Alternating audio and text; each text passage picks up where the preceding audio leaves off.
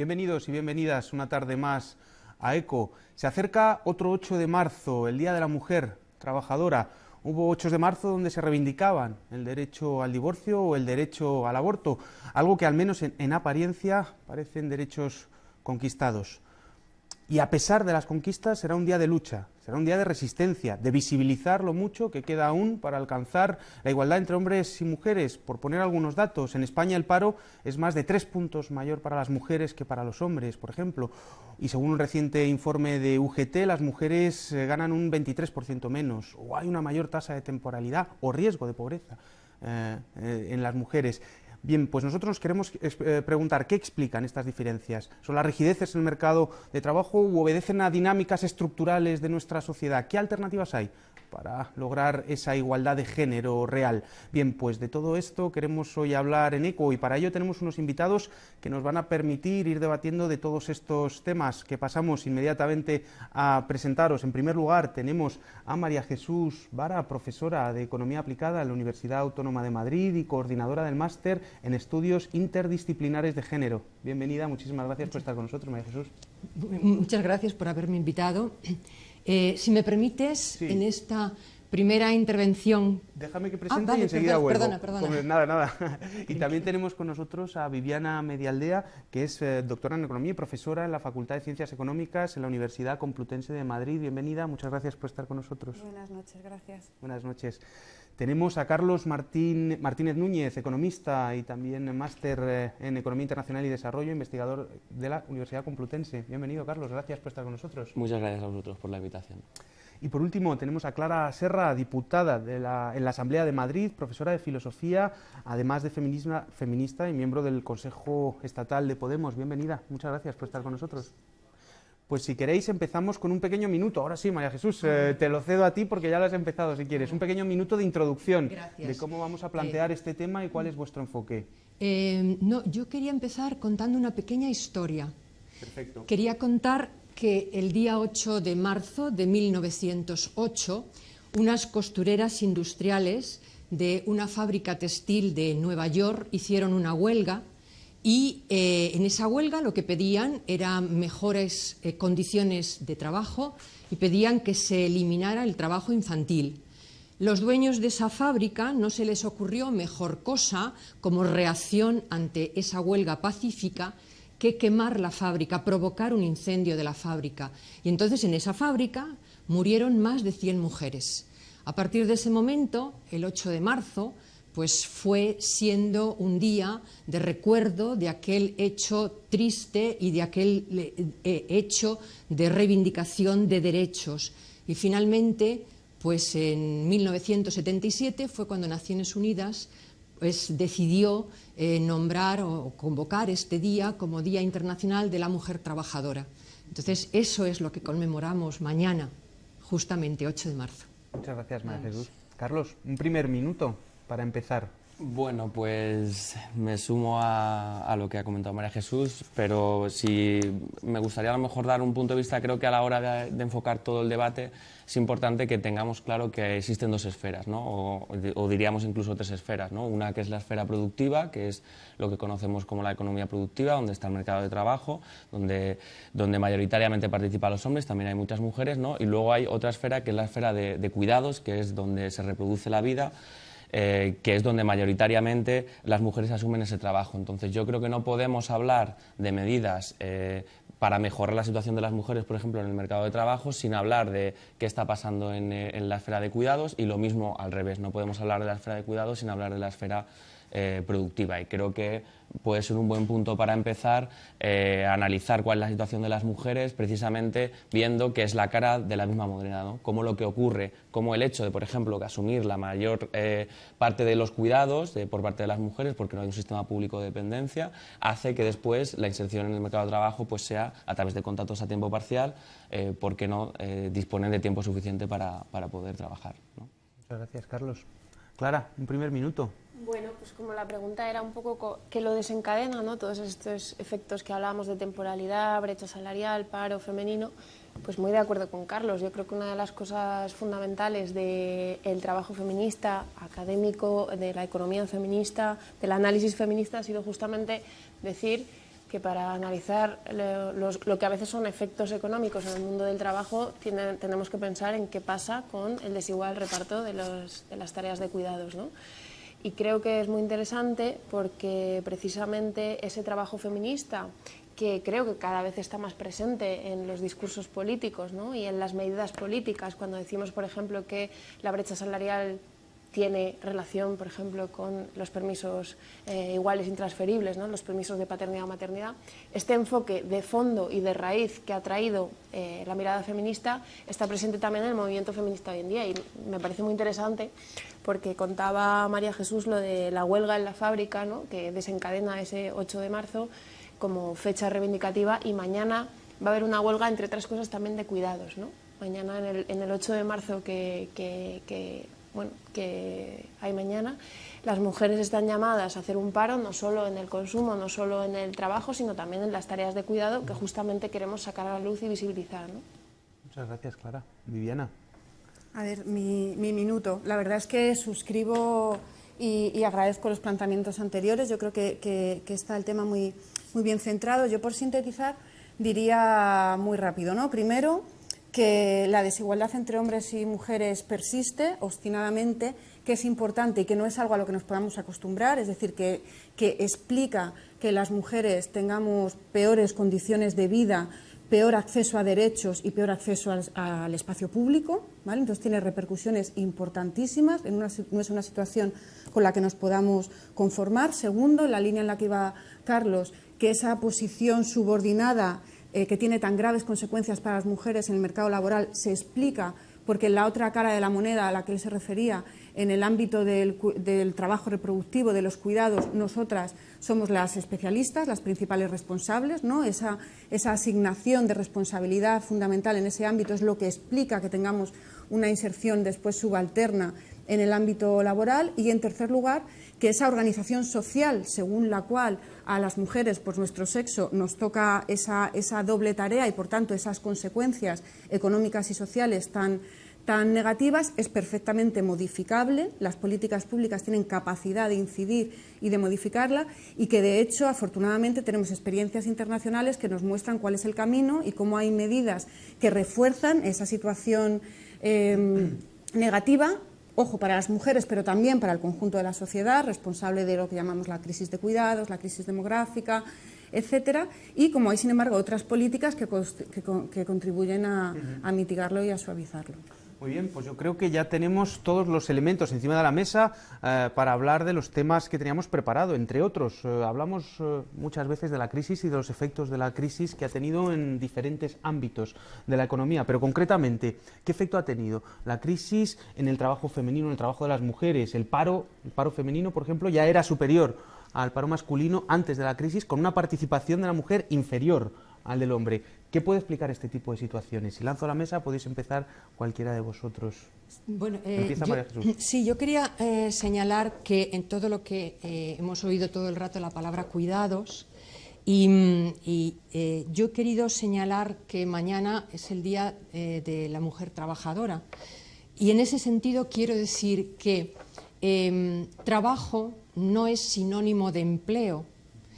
El empleo es solo un tipo de trabajo, es el tipo de trabajo que es pagado, el trabajo que es remunerado, el trabajo que funciona, que se regula, que se realiza en el mercado de trabajo. Entonces, todo esto que hemos estado hablando de los cuidados es el trabajo no pagado. Ese es el asunto, que es un trabajo no pagado. Por eso, a las mujeres que en la cultura patriarcal pues están en una posición subordinada, se las hace responsables del trabajo que no es pagado, de ese trabajo doméstico y de cuidados, mientras que del otro es el que se ocupan los varones, que es el trabajo pagado. Entonces, esa responsabilidad del trabajo no pagado sobre las mujeres, como habéis estado comentando antes, es lo que hace que tengan una posición relativa peor, inferior en el mercado de trabajo. Entonces, cuando estamos hablando del primer impacto que ha tenido la crisis, es muy curioso porque frente a todas las crisis anteriores que rápidamente parece que lo que había era una expulsión del mercado de trabajo de las mujeres, esta crisis no hace esto. En esta crisis resulta que las brechas de género, o sea, la diferencia entre las tasas de los varones y las tasas de las mujeres, se recortan. La distancia es más pequeña, o sea, se aproximan más las dos brechas, digamos, las tasas. Entonces, aparentemente, la primera idea, cuando uno ve los gráficos y ve que, anda, esto se ha recortado. Lo estamos viendo, y estamos viendo la tasa de paro masculino y femenina, y donde la tasa de paro masculino sistemáticamente es inferior a la femenina. Entonces, incluso en la tasa de paro ha habido un momento, creo que es el año 2011-2012, donde la tasa de paro femenina ha sido más pequeña que la masculina. Entonces, al principio uno puede decir, anda, hemos hecho avances en igualdad, pero eso no es cierto. Lo que ha ocurrido es una nivelación hacia abajo. Los hombres están peor, por eso se han recortado las distancias. Sí, Viviana. Sí, yo creo también hay que tener en cuenta, o sea, yo creo que hay que acercarse con mucha precaución a esta pregunta que tú haces, ¿vale? Porque una aproximación superficial al efecto de la crisis en la desigualdad, como ha explicado María Jesús, puede generar equívocos. Lo primero, porque tendemos a fijarnos en la tasa de desempleo como si fuera el principal indicador. Y es cierto que la tasa de desempleo ha reducido la brecha, incluso ha habido periodos de tiempo en la que el desempleo femenino tenía menores tasas que el masculino. Sin embargo, si ahondamos en los datos y vemos cuáles son las condiciones de empleo, qué está pasando con las tasas de actividad, qué está pasando con los salarios y qué está pasando con otra serie de indicaciones laborales, vemos que en un análisis más profundo sí vemos indicadores que se deterioran no solo de empleo, sino también de condiciones de vida ligadas a ese empleo, ¿no? Básicamente por tres razones. Durante la crisis ha habido una precarización general del mercado de trabajo que ha golpeado más a las categorías más bajas del mercado laboral, en las que estamos sobre representadas las mujeres. En segundo lugar, también porque una vez que pasa un primer momento de la crisis que afecta mucho a sectores muy masculinizados, como el automóvil y la construcción, y la crisis pasa al sector público, empieza a afectar también en términos de desempleo, pero mucho en términos de precariedad laboral a sectores muy feminizados, como son la sanidad, la educación, los servicios sociales. Y en tercer lugar, también porque en ese contexto de recortes de seguros sociales, lo que sabemos es que las casas, y cuando decimos las casas son en realidad las mujeres, se convierten en el colchón social que nutren esa red pública que desaparece en una serie de servicios de atención, ¿no? Entonces, dos ideas. Por un lado, la situación de desigualdad entre hombres y mujeres es estructural, previa a la crisis y será posterior a la crisis. Y si queremos ver cuál es el efecto de la crisis, no debemos deslumbrarnos con indicadores como la tasa de desempleo, que si la medimos en términos de desigualdad, eso despistan, y en cuanto profundizamos un poco más, vemos que efectivamente y desgraciadamente el deterioro ha sido para todos en esa desigualdad, en esa equiparación a la baja, pero aún más profundo para el colectivo de mujeres trabajadoras. Claro, Carlos, me decías antes, me pedías la palabra, te pregunto, ¿es cierto lo que están comentando? ¿Estás de acuerdo? Es decir, se reduce la brecha, pero no se reduce la desigualdad, ¿o no significa una mejora en las condiciones? Claro, o sea, yo creo que un poco en la línea que comentaban justo antes, los hechos son los que son, es decir, los indicadores muchas veces ocultan realmente lo que está pasando, y creo que precisamente la forma que tienen las mujeres de sentarse en el mercado laboral, en qué determinados sectores están y cómo la crisis ha afectado más a unos o a otros, hace precisamente que los indicadores, por ejemplo, la brecha salarial se reduzca, o por ejemplo las tasas de actividad de las mujeres han aumentado, la tasa de actividad de los hombres durante esta época ha disminuido, precisamente por lo que comentaba Viviana, de que los hogares se convierten en el principal colchón que tienen las familias para sobrevivir, y por lo tanto muchas mujeres se incorporan al mercado de trabajo para buscar cualquier tipo de empleo para poder tener mayores recursos en el hogar, ¿no? Pero yo sí que querría señalar que lo importante es ver la tendencia sobre cómo ahora estamos saliendo de la crisis, si se puede llamar salida de la crisis a lo que estamos viviendo actualmente, ¿no? Porque precisamente conforme se recupera el empleo, conforme volvemos a recuperar actividad económica y el PIB vuelve a crecer, la brecha salarial aumenta. Los indicadores de actividad de la brecha de actividad aumenta, es decir, que no estamos superando un patrón que es estructural, sino que más bien lo que ocurre es que con la crisis los indicadores se acercan porque como bien decía María Jesús, por una nivelación a la baja, es decir, no porque las mujeres mejoren su situación, sino porque empeoran. Y solo me gustaría añadir una cuestión más. Creo que es importante, ¿no? y esto lo viene reivindicando mucho el movimiento feminista a la hora de hablar de la crisis, ¿no? De que situemos además que existía una crisis estructural, digamos una crisis de cuidados estructural. Por un lado, porque teníamos cada vez mayores necesidades y mayores requerimientos de trabajo vinculados al cuidado por la población que cada vez es más envejecida, tanto también porque el cuidado de niños o niñas requiere cada vez más horas de trabajo, ¿no? Y por otro lado, porque no teníamos ni un sistema público que pudiera responsabilizarse, en políticas públicas que se responsabilizaran de ese trabajo, y hasta entonces lo estábamos digamos, cubriendo a través de la inmigración, ¿no? Eso se corta a partir de la crisis. Uno de los grandes problemas que tenemos en España es que, y que precisamente con el debate de las pensiones, es que ya ha dejado de venir población inmigrante, y eso también ha repercutido en la crisis de cuidados que teníamos, y en que muchas mujeres pues hablaban de cadenas globales de cuidados, de cómo el cuidado se transfería de unas mujeres que se incorporaban al mercado de trabajo hacia otras mujeres que venían a España, inmigrantes, que asumían ese trabajo, ¿no? Vamos a ir poniendo, a medida que nuestros tertulianos van interviniendo, unos gráficos que van ilustrando lo que están diciendo. Aquí podemos ver precisamente la diferencia salarial entre hombres y mujeres, de la que ya han dado algunos datos. Clara, me decías la palabra antes. Sí, o sea, muy de acuerdo con lo que estábamos diciendo. Yo creo que, en primer lugar, la desigualdad en el mundo laboral existía, por supuesto, antes de la crisis, faltaba más, es un problema estructural que nos va a acompañar durante mucho tiempo, pero la crisis supone un empeoramiento de las condiciones laborales del conjunto de la población y fundamentalmente por dos reformas laborales que tuvieron efectos sobre el conjunto del empleo, ¿no? Es cierto que se destruye mucho empleo asociado a sectores masculinos, ¿no? como el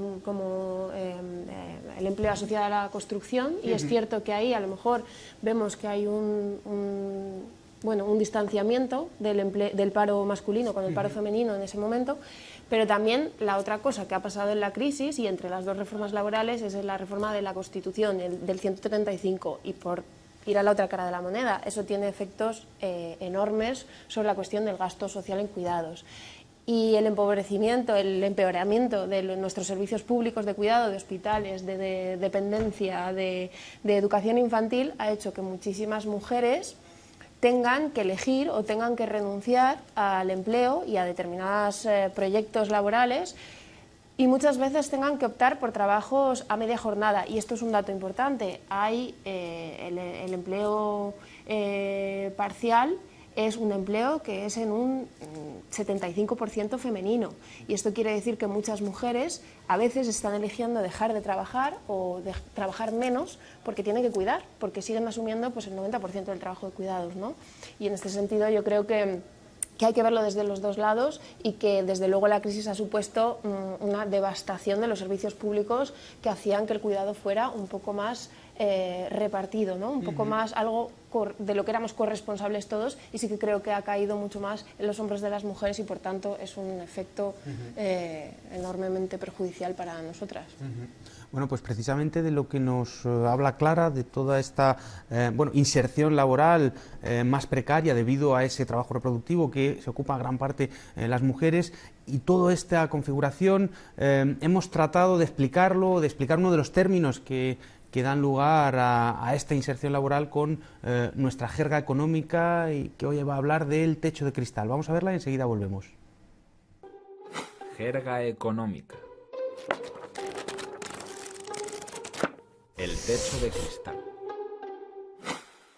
El techo de cristal es una metáfora utilizada para explicar cómo las mujeres encuentran obstáculos, invisibles pero sólidos, que dificultan su ascenso profesional. Aparentemente no hay barreras, puesto que ninguna ley evita a las mujeres alcanzar puestos de mayor responsabilidad. Sin embargo, estas barreras existen. Veámoslo a partir de algunos hechos. Los puestos de responsabilidad suelen estar asociados con una mayor formación. Pues bien, más de la mitad de quienes terminan un grado o un máster universitario son hoy en día mujeres. Sin embargo, en todas las ramas de la enseñanza, las mujeres son menos de la mitad del personal docente e investigador, tanto en universidades públicas como privadas. solo 1 de cada 5 catedráticos es mujer, y las que trabajan en la educación superior solo son mayoría en personal de administración y servicios. En investigación, menos de un tercio de los investigadores principales en proyectos de I+D+I son mujeres. Fuera de lo académico, el panorama no es mejor. El peso de las mujeres en los consejos de administración de empresas cotizadas en bolsa no llega al promedio europeo del 20%, y solo 3 compañías del IBEX 35 están dirigidas por mujeres. En la esfera política, el porcentaje de mujeres en el Congreso sí está ahora entre las más altas de Europa, aunque todavía no llega al 40%. Hay más mujeres cualificadas que hombres, pero más hombres en puestos de responsabilidad, y más mujeres cualificadas en paro. Los obstáculos no se ven, pero sí sus resultados, y nos dicen que una mujer avanza menos pese a esforzarse más.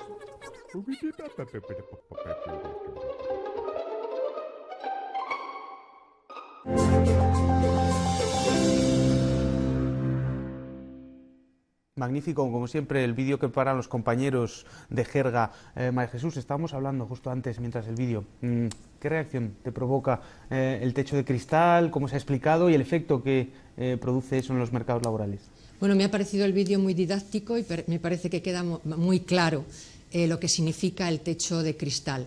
El techo de cristal significa que las mujeres no pueden promocionarse a partir de un determinado nivel y que tampoco consiguen salarios muy altos a partir de un determinado nivel, a pesar de que, como muy bien ha planteado el vídeo, pues resulta que las mujeres han aumentado muchísimo su formación y han hecho una enorme acumulación de capital humano.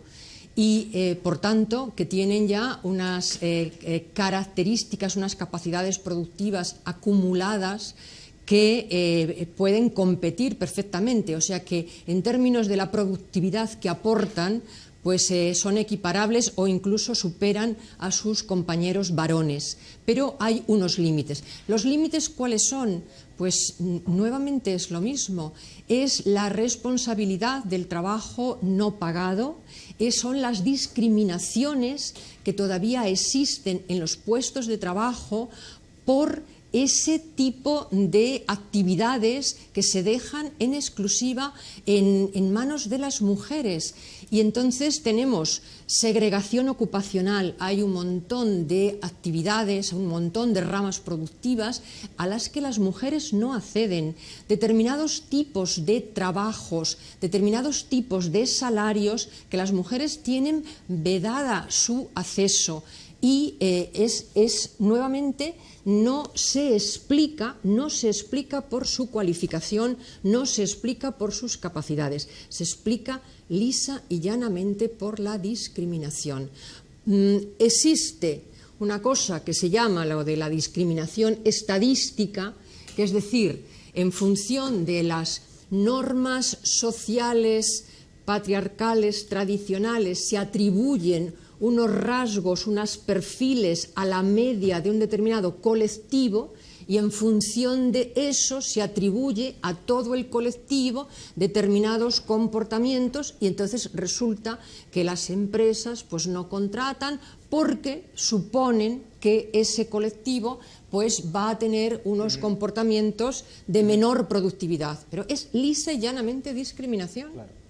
Discriminación. ¿Sí, Carlos? Bueno, yo, uniendo a la muy buena explicación de María Jesús sobre el tema, sí que quería decir que se suele vender la imagen, ¿no?, muchas veces de que la brecha salarial es una discriminación directa, es decir, que por el mismo tipo de trabajo o haciendo la misma actividad, las mujeres cobran menos que los hombres, ¿no? Y es verdad que hay trabajos que son así, es decir, es verdad que esa discriminación directa existe, que es ilegal, que es muy fácil de comprobar, pero creo que nos hace un flaco favor a cuál es la envergadura del problema, porque el problema es mucho más estructural, ¿no? Y justo como comentaba, por ejemplo, con el techo de cristal pasa un poco lo mismo, está el prejuicio que precisamente parece ser que es como que por parte de los jefes hay una serie de prejuicios culturales o hay una sociedad culturalmente heteropatriarcal, que lo que hace es que no prima a las mujeres en su carrera profesional, cuando lo que ocurre es que existen verdaderas barreras materiales que tienen las mujeres. Una de ellas, por ejemplo, es la maternidad. Es decir, si comprobamos, por ejemplo, cómo se distribuye las personas que están trabajando, vemos que a partir de los 30 años, antes de los 30 años, los hombres y las mujeres más o menos tienen la misma participación en el mercado de trabajo. A partir de esa edad, ¿qué ocurre? A partir de esa edad, las mujeres salen del mercado de trabajo y los hombres continúan y, por lo tanto, hacen su carrera profesional. Entonces, ¿cuál es uno de los principales problemas que tenemos en nuestras sociedades? Precisamente es cómo gestionamos la maternidad. La maternidad ahora mismo recae solamente sobre el hombro de las mujeres y eso afecta a su carrera profesional y al final afecta a los complementos que reciben las mujeres en su sueldo y, por lo tanto, ahí es donde está el techo de cristal, ¿no? Porque hay menos catedráticas.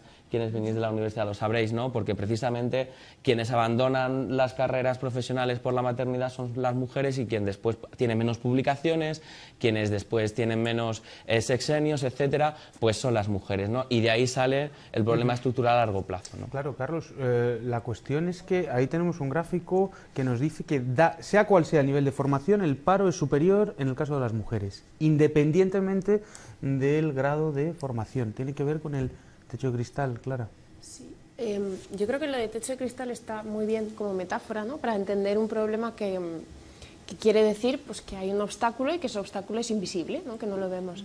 Esto es importante que lo entendamos porque creo que todavía forma parte un poco del sentido común a veces esto de, por ejemplo, cuando debatimos sobre las cuotas, ¿no? Bueno, no queremos que se elijan a las personas por su género, sino que queremos que sea por el mérito. Bueno, pues lo que estamos diciendo cuando decimos que hay un techo de cristal es que hay un obstáculo que no lo estamos viendo que determina quién está ahí y que explica que siendo las mujeres el 50% de la población, pues sin embargo no estemos al 50% pues en los consejos de administración o en un tribunal o en un gobierno, ¿no? Y no es el mérito lo que explica eso. De hecho, lo que explica eso son precisamente esos obstáculos o esas discriminaciones. Y estando muy de acuerdo con Carlos en que esas discriminaciones muchas veces son de tipo material, es decir, son obstáculos reales, ¿no? Es el que la maternidad sea todavía pues, una carrera de obstáculos para las mujeres y que suponga un montón de costes. No despreciaría tampoco el ámbito simbólico de esto, es decir, cuánto opera que el poder siga siendo algo masculino, cuánto opera que muchos jefes sean hombres y que elijan a muchos hombres para los puestos de responsabilidad y poder, es decir, cuánto sigue funcionando la asimilación del mando, del poder y de la responsabilidad a los hombres. En política, por ejemplo, esto es evidente, ¿no? El lado simbólico del problema opera muchísimo, ¿no? Yo creo. Sí, perdona un segundito. En relación con lo que dice Clara, es verdad que cuando se habla de las cuotas y se plantea, no, es que todo el mundo tiene que llegar a determinados puestos por méritos. Pero es muy gracioso porque parece que solo se acuerdan de los méritos cuando se refiere a las mujeres. Porque yo me pregunto, y todos sabemos, cuántas personas que están en los consejos de administración, cuántas personas que están al frente de los partidos políticos han llegado ahí por méritos. Todos hemos escuchado con estos desastres de los juicios con las cajas de ahorros, por ejemplo, tantísima gente que estaba en los consejos de administración y decían, no, es que yo no sabía contabilidad, es que yo no sabía, a mí me ponían el balance y no tenía ni idea. Y entonces, ¿te han elegido a ti por méritos? Entonces, lo que ocurre, lo que está comentando Clara, que el mérito solo parece que se exige cuando se trata de mujeres. Pero ¿cuántas veces quienes están al frente de determinados cargos no han llegado ahí por mérito? Han llegado por contactos, han llegado por amigos. O por han demérito llegado, incluso, ¿no? Por demérito, quiere decir, justamente por lo contrario Sí, de tener o sea, mérito, ¿no? Porque existe una cuota masculina. O cuota por territorio, en los partidos políticos, cuota por territorio, cuota por lo que fuere, ¿no? Pero hay miles de cuotas por muchos motivos. Explícitas y tácitas. Claro. Ahora, en las mujeres siempre tiene que ser por mérito. Viviana. Sí, yo creo que está claro que hay un orden simbólico que lo refuerza, ¿no? Pero lo realmente pasmoso y lo que desde el punto de vista de la intervención política, de las políticas públicas deberíamos considerar inadmisible es que haya también estímulos materiales generados desde los poderes públicos que refuerzan esa misma situación, ¿no? En esa línea yo recogería, me parece muy buena la formulación de Clara, ¿no? El techo de cristal es un obstáculo invisible. ¿El obstáculo invisible cuál es? ¿No? Pues con otras palabras, lo mismo que decíais vosotros al principio. El obstáculo invisible que tenemos las mujeres es la función social que se nos asigna en función de nuestro sexo, ¿no? Y pensemos, yo creo que a veces está bien, como analistas, ser capaces de desapegarnos un poco de nuestra propia realidad y nuestra sociedad, intentar analizarlo en términos un poco asépticos, ¿no? Imaginémonos que en realidad lo que sucede es que vivimos en una sociedad en la cual biológicamente hay un grupo social que tiene una función social que se le asigna por una característica física, biológica, y que esa función social, en este caso la responsabilidad principal en las tareas del cuidado, le condena a la pobreza, le condena a la subordinación política, le condena a situaciones que tienen consecuencias tan duras como la violencia machista, ¿no? O sea, yo creo que si nos paramos a pensarlo, que a veces, pues como que una visión superficial, ¿no?, del asunto del techo de cristal, es que las mujeres hay que ver, es que no llegamos, es que, bueno, poco a poco, quizá en 80 años, lleguemos un poco más. O sea, si nos ponemos la lupa y decimos, bueno, pero ¿por qué no estamos llegando? Porque biológicamente tenemos una función social que nos determina a vivir peor, a ser más pobres, ¿no? O sea, es decir, política y éticamente es gravísimo, ¿no? Yo creo que lo tenemos muy normalizado. Un poco por tirar de este hilo, yo precisamente decía que sí que hay obstáculos materiales porque, bueno, uno de los argumentos, podríamos decir, de la derecha o de quienes se oponen a las políticas públicas de igualdad, me da igual la etiqueta que utilicemos, es precisamente que estamos en una fase de transición, que venimos de una etapa en una España muy franquista, muy machista, en la que las mujeres han incorporado muy poco al mercado de trabajo y que ahora estamos en transición, ¿no? Y claro, esa transición tenía sentido a lo mejor hace 20 años, a la hora de analizar los datos, podríamos tener claro esto, pero es que llevamos muchos años en los que las mujeres tienen mayores calificaciones, tienen mayor formación que los hombres, desempeñan la mayoría de puestos de trabajo con mayor formación, etcétera. Es decir, y aún así la situación no cambia.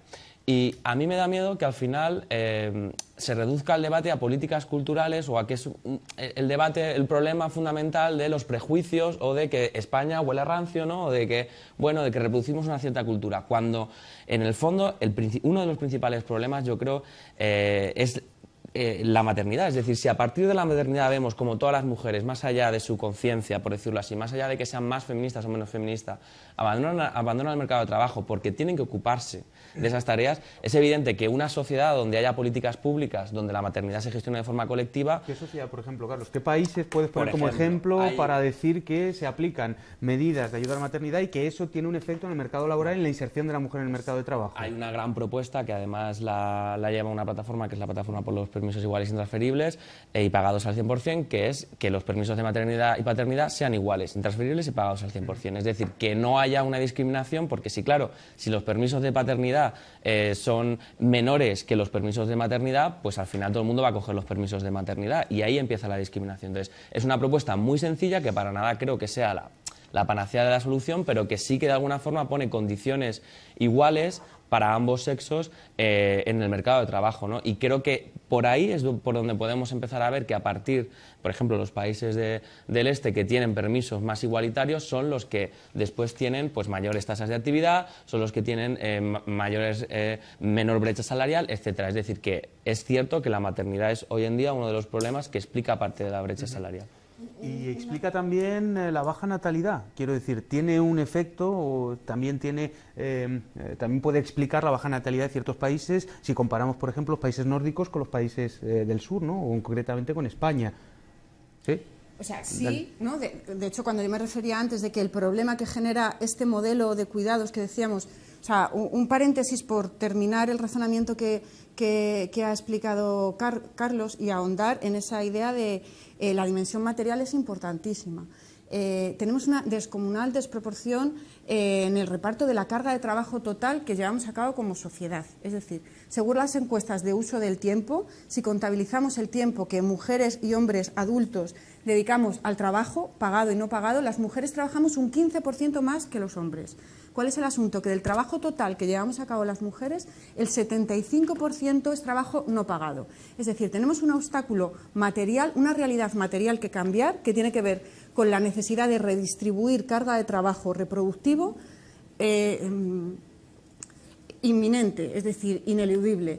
Esa redistribución está asociada a cargas de trabajo reproductivo que están muy localizadas, no solo, pero especialmente en algunas etapas de la vida. El tema de la crianza y la maternidad es clave, ¿no? Y ahí pues engancho con las dos cosas que estabais hablando. Por un lado, el tema de los permisos que decía Carlos, que, ojo, no es solo los permisos, o sea, es los permisos acompañadas de jornadas, o sea, de un mercado laboral que no dualice y haga jornadas larguísimas de tiempo completo para los hombres encargados de llevar el sueldo a casa y jornadas a tiempo parcial para las mujeres que trabajan un poquito, pero su responsabilidad fundamental está en casa, sino un mercado laboral que tenga jornadas a tiempo completo más cortas para todas las personas y también unos servicios públicos potentes, claro, por ejemplo, educación infantil. Es decir, esa carga de ese problema en la carga de trabajo que tenemos hay que redistribuirlo y para eso necesitamos que el Estado asuma más trabajo de cuidados y que el trabajo de cuidados que socialmente decidamos que queremos seguir llevando a cabo en el ámbito de los hogares nos lo repartamos mejor entre hombres y mujeres. O sea, hay una realidad material, o sea, más allá de todo el avance en términos simbólicos y culturales que también tenemos que hacer, pero una realidad material ineludible. Claro, claro. En ese sentido, María Jesús, un momentito, Clara, y enseguida te doy la palabra. Sí, ahondar en lo que acaba de decir Viviana, que cuando decimos reorganizar el trabajo de cuidados, decimos que queremos una corresponsabilidad, que todas las personas necesitan ser cuidadas, que es una necesidad social y, por tanto, no solo que no debe ser un trabajo de las mujeres, que tiene que ser un trabajo también de los hombres y que hay que hacer ese reparto, sino también que no tiene que ser un asunto de las familias, sino que tiene que ser un asunto también pues, de las instituciones públicas, de los poderes públicos, ocuparse de eso. Es decir, que no tenemos que vivir en un modelo en el cual si tienes familia alguien te cuidará y si no, allá tú, porque no tendrás dónde caerte, ¿no? Queremos una sociedad en donde todas las personas tengan derecho a ser cuidadas y, por tanto, el Estado tiene un papel central aquí. Lo digo porque los todo permisos... un debate de todas maneras, ¿no? Sí, es todo un debate, los permisos, ¿no?, es una de las patas fundamentales, pero la educación infantil en este país cuesta, o sea, llamamos precio público a una matrícula que puede costar 400 euros. Es un salario mínimo, básicamente. Exactamente. Sí, sí. Te he cortado, María Jesús, antes. En relación a lo que dice Clara, es que evidentemente hay que pasar de un modelo que está obsoleto porque no es sostenible, tanto que se habla de la sostenibilidad, no es sostenible que las mujeres siga recayendo sobre nosotras el tema de los cuidados. Hay que pasar a un modelo en que sea el conjunto de la sociedad el que tiene que asumir que es responsabilidad social el ocuparse de los cuidados. La otra cosa que yo quería decir antes de esto era que, claro, con el tema de la crisis ha significado un enorme retroceso, no solamente por toda esta mayor precarización del mercado de trabajo, que ya solamente con eso sería suficiente, sino que, claro, todo el pequeño avance que se había hecho en el modelo de bienestar en España, con todo el retraso que llevábamos respecto a otros países, los pequeños pasos que se habían dado en intentar ir asumiendo cosas de estas, con la crisis ha sido un batacazo tremendo. Porque todas las políticas de austeridad, con incidiendo en el control del gasto público, pues rápidamente han significado un mazazo enorme en todo lo que eran pequeñísimos, insisto, avances, tema de cuidados y todos pequeñísimos avances en tema de conciliación. Entonces, los recortes suponen que las mujeres, en lugar de seguir compartiendo, corresponsabilizando tanto a los varones como a las mujeres en este tipo de cosas, ¿qué ha ocurrido? Que se ha intensificado el trabajo no pagado. Entonces, hemos tenido que, además de toda la precarización en el mercado de trabajo, de que además hemos muchas mujeres, lo que han hecho ha sido compensar la destrucción de empleo del sustentador principal del hogar, el varón, o la pérdida de salarios de los empleos masculinos, compensarla resistiendo como pueden con trabajos precarizados en el mercado pagado y además asumiendo toda la parte mayor de cuidados, etcétera, que el pequeñísimo avance que se había hecho se ha acordado radicalmente. Eso tiene que ver con el incremento de tasa de actividad de las mujeres, ¿no?, que se ha producido durante la crisis por ese complemento salarial. Tenemos, eso sí, un vídeo, porque estamos hablando de estas desigualdades de género y hablamos de techo de cristal. Bueno, pues hemos intentado preguntar a Ana Santos y María Blasco, precisamente dos personas que han roto ese techo de cristal, acerca de todas estas cuestiones de las que estamos hablando. Vamos a entrevistar, vamos a ver las entrevistas que han hecho nuestros compañeros y enseguida volvemos con estos elementos de análisis que nos van a dar. Soy la directora científica del centro, dirijo toda la estrategia científica del Centro Nacional de Investigaciones Oncológicas. Actualmente soy la directora de la Biblioteca Nacional de España. La realidad es que no hay igualdad entre hombres y mujeres en el mundo de la ciencia, a pesar de que hace ya más de 30 años que hay incluso más mujeres que hombres que se licencian en las carreras biomédicas, biología, medicina, etcétera. Los puestos de dirección de investigación en España creo que estamos alrededor del 20-25% y es igual en otros países. Sobre todo si tienes una familia y tienes hijos, te cuesta personalmente más, porque además las mujeres siempre tenemos este sentimiento maternal que nos produce cierta culpa. Los sesgos inconscientes es la percepción inconsciente que tenemos hombres y mujeres de los estereotipos de hombres y mujeres, y que eso nos hacen valorar de manera diferente el trabajo de las mujeres científicas de los hombres científicos. Es fundamental que la sociedad se sensibilice sobre el problema o la dificultad que tenemos las mujeres para poder desarrollar una carrera profesional en condiciones de igualdad. El experimento de John o Jennifer, que es exactamente el mismo currículum vitae, pero con un nombre de hombre o de mujer, y sistemáticamente los jurados hechos por hombres y mujeres, compuestos por hombres y mujeres, evalúan mejor el currículum con el nombre de hombre. La falta de autoconfianza de las mujeres en pensar que son capaces de hacer estos trabajos, y eso seguramente es porque arriba son todo hombres. También hay incluso un síndrome descrito, ¿no?, que es el síndrome del impostor, ¿no?, que incluso las mujeres que llegamos a los puestos más altos tendemos a pensar que no nos merecemos estar ahí, que algo tenemos que estar haciendo raro porque la mayor parte de la gente que nos rodea son hombres, ¿no? Que la Administración apoye con medidas administrativas, es decir, con legislación suficiente para que la corresponsabilidad sea una realidad y sea también una realidad la dedicación del tiempo, que no solamente tengamos que hacerlo por ley o tengan que hacerlo por ley los hombres, sino que realmente se sientan responsables en igualdad de condiciones con las mujeres, ¿no? En el CNIO tenemos ahora una jornada continua, flexible. No se ponen reuniones por la tarde, a horas tardías, para que no haya discriminación horaria de género, ¿no? Yo creo que es también muy importante la educación que los hijos reciben y un poco el ejemplo que reciben en casa. Por eso las madres tenemos una especial responsabilidad que la Administración luego debe apoyar en forma de medidas legislativas. Creo que también medidas importantes son los permisos paternales y maternales que sean iguales y transferibles. Sí que tenemos alguna medida, por ejemplo, hay un plan de teletrabajo para que las personas que puedan realizar su trabajo desde su casa, por circunstancias especiales, necesiten estar más tiempo en su casa, puedan hacerlo. Y luego hay bastante flexibilidad a la hora de entrar, por ejemplo. Las madres que tienen que llevar a sus niños al colegio saben que pueden entrar más tarde porque tienen que dejar a sus niños en el colegio, ¿no? Yo soy la segunda directora de este centro. Antes había un director que era un hombre, y yo creo que realmente a mí me están poniendo las cosas más difíciles, ¿no? Las cosas han ido saliendo y yo siempre he procurado dar lo mejor de mí misma.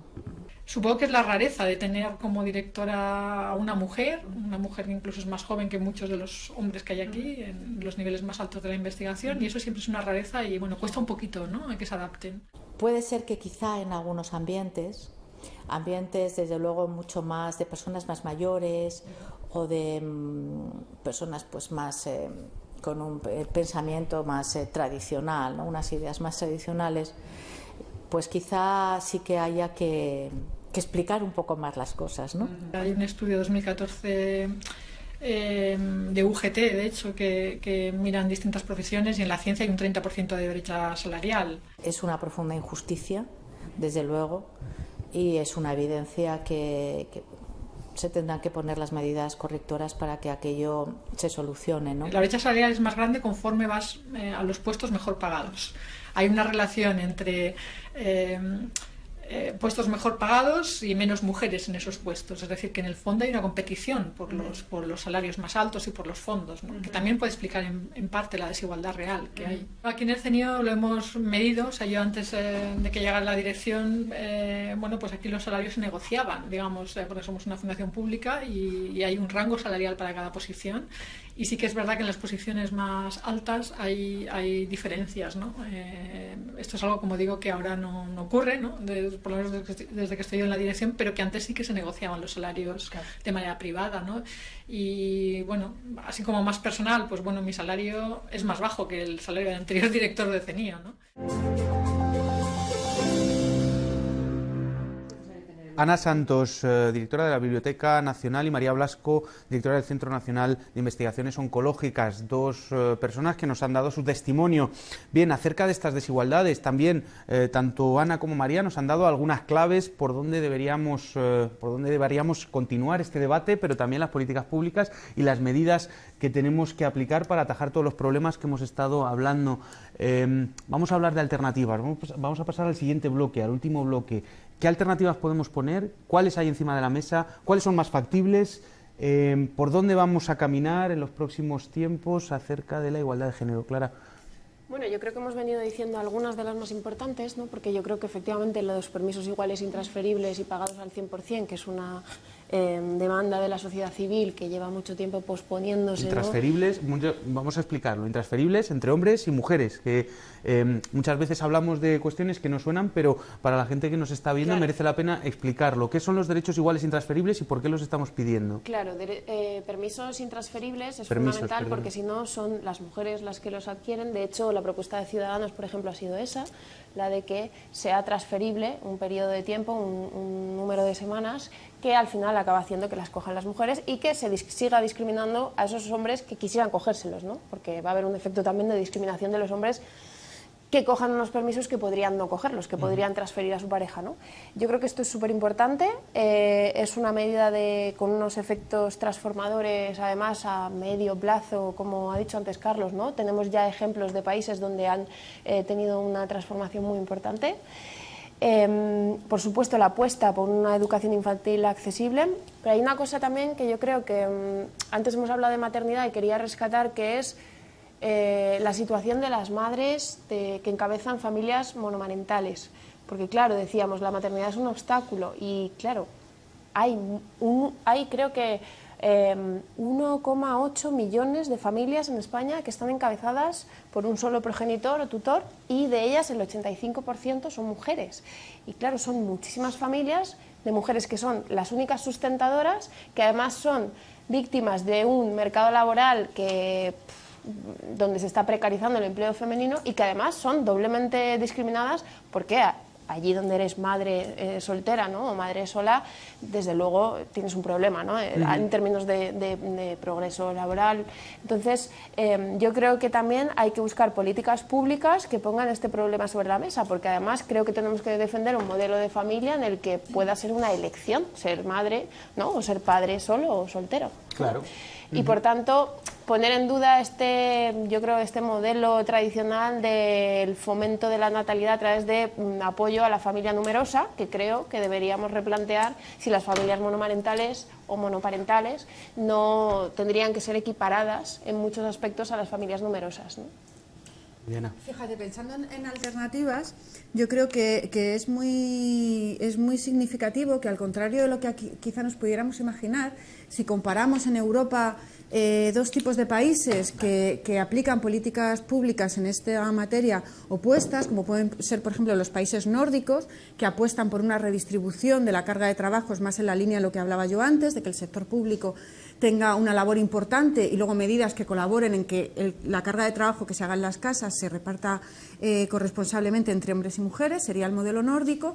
Tendríamos, por otro lado, un modelo que España e Italia podrían ser referentes, que se les suele llamar familiaristas, que en el fondo lo que hacen las políticas públicas por omisión y muchas veces también por acción es incentivar que sigan siendo las mujeres en el ámbito privado quienes se encarguen, ¿no?, de ese trabajo de cuidados. Curiosamente, lo que tenemos cuando, por ejemplo, analizamos la crisis demográfica y tasas de natalidad es que los mal llamados, diría yo, países familiaristas somos los que tenemos más problemas demográficos. Italia y España estamos a la cola en tasas de natalidad dentro de Europa. Y, sin embargo, aquellos países que están apostando por una redistribución, yo diría, más equitativa y más sensata, ¿no?, con esa idea de que nadie debería depender de tener o no familia o de tener o no dinero, es decir, no debería depender ni de la familia ni del mercado para asegurarse servicios que garantizan lo que llamamos derechos, ¿no? O sea, ese principio tan básico que en otros ámbitos de la política pública todo el mundo acepta sin más, o sea, simplemente lo que sería transponer ese principio que entendemos en otros ámbitos del estado del bienestar a la órbita del trabajo reproductivo, pues lo que tenemos es que nos encontramos con familias que tienen muchas más facilidades para poder formar familias y planear trayectorias vitales con descendencia, así es como lo deciden, etcétera, ¿no? Fíjate que hablábamos antes que el modelo de organización... Te tengo que cortar porque nos queda poquito tiempo. Vale, quería pasar sin que nos nos acabe el tiempo a Carlos y María Jesús acerca de las alternativas.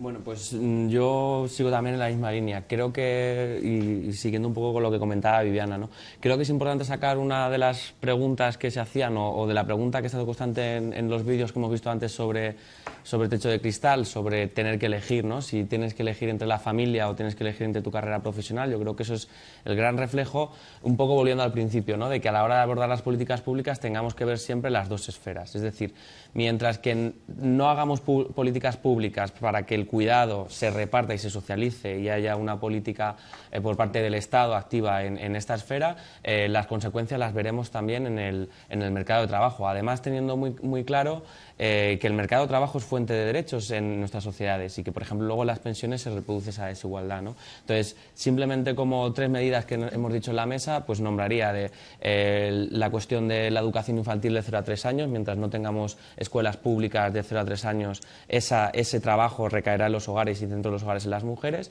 La cuestión del sistema público de dependencia, hay que apostar por recuperar este debate que además surgió en 2006 y que uno de los grandes puntos que no vamos a tener tiempo es sobre las cuidadoras no profesionales y sobre la prestación que hay a las cuidadoras no profesionales, que también está en el otro lado de la cara de por qué hay tantos contratos a tiempo parcial o por qué hay tantas mujeres inactivas, ¿no? Y luego medidas que se centran en el mercado de trabajo. Yo creo que podemos enfocar tanto lo de los permisos como el desarrollo de planes de igualdad, el diagnóstico de planes de igualdad, el acortar las jornadas laborales, etcétera. Pero yo insistiría mucho sobre todo en qué hacemos con el cuidado y en que haya una política pública de cuidados y que asumamos que eso tiene que ser responsabilidad social y que no tiene que ser responsabilidad de los hogares. Bueno, en lo que me queda, muy rápidamente, para no repetir lo que todos lo que han dicho, tanto Viviana, Clara como Carlos, me sumo plenamente a todo lo que han dicho, pero quiero señalar. Una cosa es que hay que aplicar las leyes de momento que tenemos, que no se han aplicado. La Ley de Igualdad, que es del 2007, la Ley de Dependencia, que es del 2006, el Plan Educa 3, que es también de esa época, que por la crisis no se han aplicado. A partir de que las apliquemos podemos irlas mejorando. Para aplicarlas es fundamental la financiación. Por lo tanto, es importantísimo una reforma fiscal que insista en aumentar la recaudación. ¿Cómo? Pues consiguiendo mayores impuestos de las grandes empresas y de los grandes estratos de renta. Otra cosa, hay que cambiar las reformas laborales. Hay que derogar todos los temas de precariedad, porque eso afecta a los dos, tanto a varones como a mujeres, y hay que saber que una reforma laboral no es nunca ciega al género, porque no es nunca igual, porque en tanto en cuanto no incorpore ningún factor de corrección de una desigualdad estructural, ya está reforzando esa desigualdad. Y luego, otra cosa es la educación. Yo quiero insistir en que muchas veces pensamos en educación como solamente lo que se hace en las escuelas y en los distintos niveles. No, la educación es de toda la sociedad. No podemos simplemente decir, vamos a educar a los niños y a las niñas y a partir de una determinada edad que cada uno haga lo que le dé la gana. No, es que hay una falta de educación al conjunto de la sociedad. Los medios de comunicación son claves y el tener modelos de referencia. Este vídeo tan estupendo que habéis puesto de María Blasco y de la directora de la Biblioteca Nacional, se necesitan muchas mujeres que ocupan cargos estupendos, que son personas que aportan un montón de cosas. Se necesita tenerlas presentes en los medios de comunicación, porque si no siempre pensamos en los hombres, no tenemos modelos de referencia. Bueno, me callo que ya... Muchísimas gracias. No, poco a poco hemos llegado al final del programa. Seguro que se nos quedan muchísimas cosas en el tintero que queréis haber dicho. Por eso tenemos que hacer otro programa dentro de poco para poder poner encima de la mesa todo lo que se os ha quedado. En cualquier caso, muchísimas gracias, María Jesús, Carlos, Clara, Viviana. Un placer haber tenido con nosotros y esperamos volver a teneros. Nosotros no queríamos despedirnos, como siempre, sin hacer un par de recomendaciones. La primera de ellas, queremos dar la bienvenida a El Salto, una nueva publicación. En fin, hay cinco ediciones territoriales: Andalucía, Aragón, Madrid, Galicia y Navarra. Os recomendamos que le echéis un vistazo, un medio que merece la pena ser tenido en cuenta. Y también damos la bienvenida a dos programas de radio. Uno, Economía Humana, que será los domingos de 10 a 12. Economía Humana, domingos de 10 a 12, y La Mundial, que será el viernes de 8 a 9. Ambos programas van a ser en la emisora pública del Ayuntamiento de Madrid, M21 Radio, pero con un contenido global, y además podéis acceder gratuitamente a través de Internet, así que os recomendamos para seguir difundiendo la economía crítica y ese análisis tan necesario en estos momentos. Y también queríamos recordaros que mañana hay huelga, mañana Día de la Mujer Trabajadora, y huelga de cuidados, de trabajo y de consumo. La huelga de consumo y de cuidados es todo el día, la huelga de trabajo es de 12 a 12 y media. Os lo recordamos para que, si podéis... La huelga de empleo. Perdón, ¿qué he dicho? La huelga de empleo es la que es de una hora. La huelga de trabajo es todo el día. Perdón, huelga de empleo, efectivamente, huelga de empleo de 12 a 12 y media. En cualquier caso, pues nada, os animamos a uniros a la huelga, por supuesto, y a uniros al próximo ECO dentro de 2 semanas. Como siempre, no os olvidéis también de difundir el programa. Nada más, muchas gracias. Bueno, ya está.